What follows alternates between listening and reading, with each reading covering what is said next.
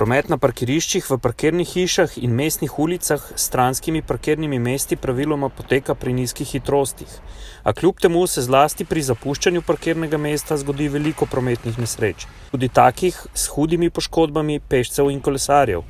V 5 sodobnih avtomobilih smo preverili, kako učinkovito pri vzvratni vožnji okolico nadzirajo oziroma preprečijo nalet v premične in nepremične ovire, sistemi za prečni nadzor prometa s funkcijo samodejnega zaviranja.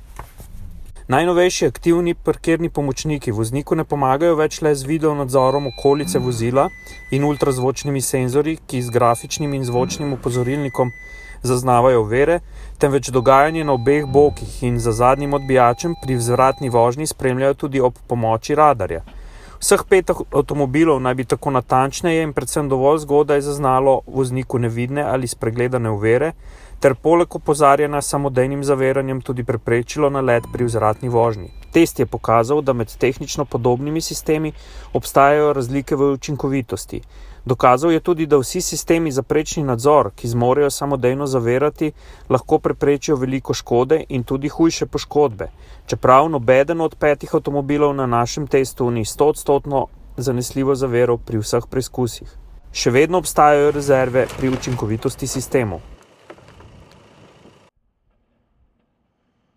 Teste smo izvedli pri 2 hitrostih vzvratne vožnje, pri 4 km/h in 8 km/h.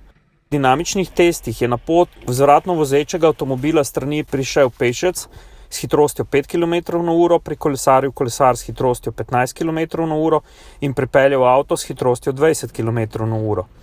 Preizkušeni avtomobil je pri dinamičnem testu z drugim avtomobilom imel na voljo največ 1,3 metra prostora za varno zaustavitev.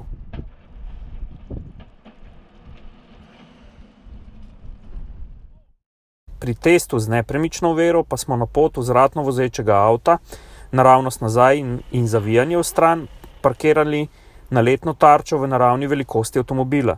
Preizkus s pešcem smo naredili tudi na pravem parkirišču s človekom in ne lutko.